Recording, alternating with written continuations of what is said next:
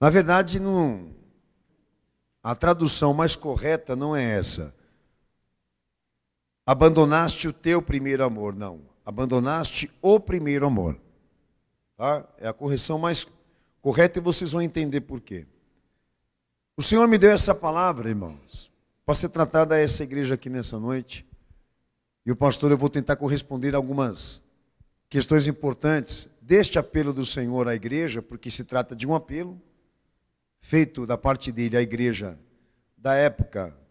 E os irmãos sabem de que igreja se trata, da primeira igreja da era cristã, localizada na Ásia e na Ásia Menor, aonde uma dessas igrejas foram abordadas pelo Senhor, exatamente com este objetivo de notificação, de que aquilo que estivesse comprometido com a fé, que essa igreja reparasse. E o apelo aqui é esse, de que ela retomasse o primeiro amor. Bom, até a gente canta um hino aqui na igreja aqui, quero voltar ao início de tudo, né? E esse hino, se você for entender pela lógica da tradução, ele está equivocado por quê? Porque ele é um apelo que traduz o primeiro amor como uma ordem de tempo. Que quer dizer o seguinte, eu quero voltar para o início de tudo, ou seja, como se o primeiro amor que Jesus estivesse aqui apelando à igreja, nesse texto que eu li, fosse ou se tratasse do passado, de uma ocorrência, de um acontecimento que havia se firmado antes e que agora era necessário retomar, reconstruir. Só que detalhe, a palavra primeiro aqui, neste amor e no amor de Deus, não se traduz por tempo, nem por ordem de espaço, se traduz por prioridade. Não se trata do início de um tempo, mas do que é prioridade na sequência das coisas. E que sequência? O homem ele tem uma lista de coisas que ele tem que amar, que ele tem que respeitar, que ele precisa zelar. Mas o amor de Deus é prioridade. Então a palavra primeiro aqui assume o sentido do que é prioridade para nós. Na lista das coisas que nós temos que amar. Não se trata disso, de voltar ao início, ou de alguma coisa que nós temos que reconstruir com Ele, mas do que Ele pediu, e esquecemos, e pediu como prioridade. Eu fui claro aqui? Ok. Então, assumindo o sentido da prioridade, este primeiro amor, dentro desta prioridade existem exigências desse amor. Por quê? Porque quando a gente vai falar do amor de Deus, a gente identifica uma natureza desse amor. Dentro desse amor também existem funções que eu vou falar aqui. Como também personalidade. Por que eu estou dizendo isso? Porque o amor de Deus não pode ser confundido com o amor dos homens. Notem que eu disse aqui. Ele pede prioridade para esse amor. Mas há um detalhe.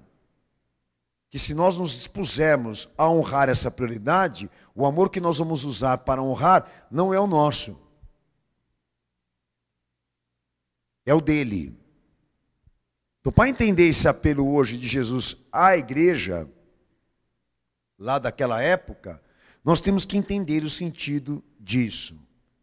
Do que a palavra está querendo dizer com essa afirmação. Eu venho dizendo aos irmãos que há um critério na leitura que procure exatamente saber e se aprofundar no sentido das coisas que você está lendo. Eu não falo só no sentido histórico, não. Do significado de cada palavra. Isso tem que ser trabalhado por vocês para evitar isso, a generalização. Porque quando falamos do amor de Deus, a gente não fala de um amor filosófico. Nós não falamos de um amor sustentado na carne, no homem, da sua paixão, até mesmo dos seus desejos, mas de um amor sagrado. Por isso ele é importante, por isso assume ser o primeiro amor, o princípio do amor, o maior amor, o amor imutável. Então, para mim poder entender isso com você aqui nessa noite, nós temos que resgatar esses valores aqui. e teológicos, obviamente. O primeiro deles, entender o que é o amor de Deus. O amor de Deus, ele é um atributo, irmãos. É uma expressão dele, em particular. É uma identidade da sua natureza, da sua personalidade. Eu quero abrir um texto aqui, 1 João 4,7. Bem? Entendendo que o primeiro amor, para as Escrituras, ao apelo de Jesus à igreja, significa o amor que precisa ser priorizado, o amor que vem primeiro, o maior do amor, o amor elevado, imutável, tá? Um amor que emana de Deus, que sai dele. Então João já está deixando claro aí de que amor se trata, qual a natureza dele, qual a raiz dele, qual a identidade dele. Para deixar claro que o amor de Deus não é o amor do homem. Não mistura. Aquilo que você amar com as suas próprias forças, com a sua própria dedicação, isso é uma coisa particular sua, da sua identidade, que você está se expressando por aquilo. E Deus precisa ter esse direito. Resguardado também. Que dizemos que pode Deus amar de uma forma diferente do que eu e você? Lógico. Ainda mais se tratando do quê? De uma perspectiva humana que é corrupta. Que está inteiramente comprometida, por mais que tenha sido uma natureza criada por Deus. Então o que é de Deus, o que é do homem, do homem. E a palavra está dizendo aqui, de um amor que emana de Deus, que sai diretamente dele, de uma raiz dele. E não sai do homem, e não está no homem, a não ser que ele providenciar. Que ele vier a compartilhar. Que o amor de Deus, o amor imutável, que eu já vou usar essa palavra agora, ele não sofre alterações. Ele não é desviado nem por paixões, e nem também por desobediência. Deus não deixa de amar. Quando é o amor dele, esse amor não é aniquilado por nada. E nem por motivos e razões humanas, que aí no caso aí é a desobediência. Deus continua amando. Aí nesse caso, amando com disciplina, que é exatamente como o profeta na verdade já está relatando e prevendo que fosse acontecer, do que diz respeito à apostasia de Israel. Mas o que é importante para nós aqui agora, que o amor que emana de Deus, que sai diretamente de uma raiz dele, que expressa a sua natureza, até mesmo a sua personalidade, ele não se acaba, ele não se altera, ele não se modifica. Que quer dizer o quê? Que esse amor, ele sempre irá existir e reagir, se precisar, em favor de qualquer circunstância e ocorrência. Que dizemos, o amor de Deus nesse momento agora está em ação e reagindo do que diz respeito à humanidade, aos homens, e do que diz respeito a nós em específico, como igreja deles, sim, óbvio. Porque esse amor se personificou pela vida do filho dele, essa dispensação aconteceu, essa palavra está se cumprindo no nosso tempo, e Deus, de certa forma, está administrando este amor, como também administrando o cumprimento disso, dessa disciplina, dos seus sinais e da confirmação de suas afirmações. Só que isso é muito imperceptível, talvez para alguns de vocês, que estão envolvidos com outras coisas, e não conseguem identificar os sinais, e nem também as comprovações desse Deus e dos seus propósitos. Mas retomando o que o pastor disse aqui, se Deus ele tem uma expressão de identidade, de amor, uma expressão de natureza e personalidade de amor, isso precisa ser trabalhado por nós, separado de nós. E as duas coisas não podem se misturar. Que foi a primeira regra que eu disse aqui a vocês. Eu estou sentindo o amor de Deus, sim. Mas você precisa entender para onde esse amor vai te levar, você não concorda?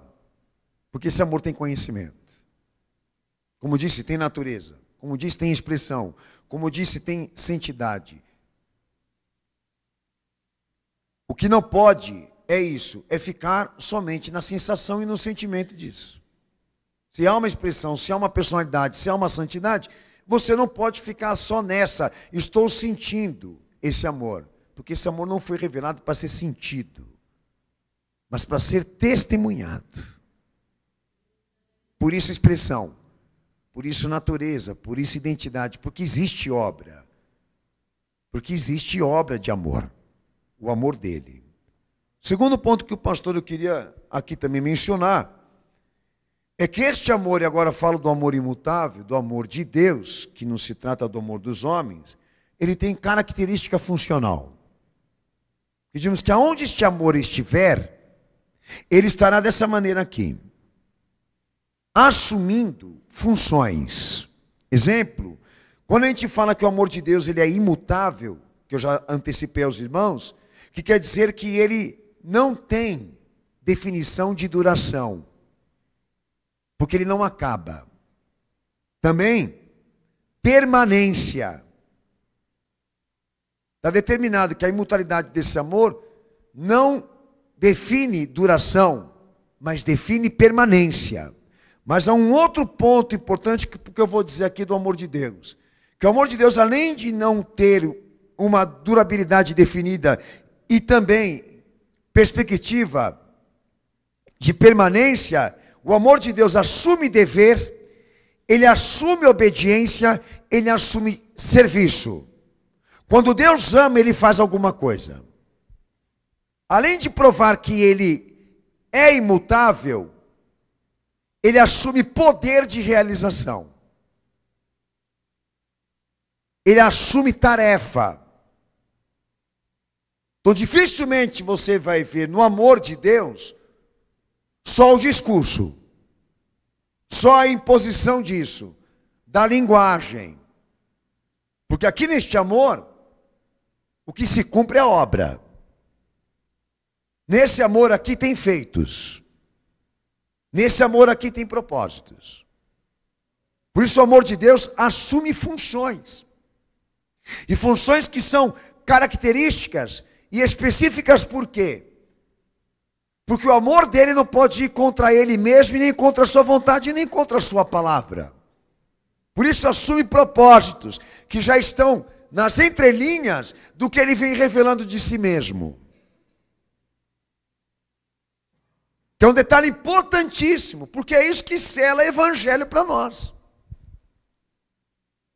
Porque quando Deus amou o homem pela vida do filho dele, ele não só testemunhou imutabilidade de amor, como também isso, o dever, a obediência e o serviço pelo pecador.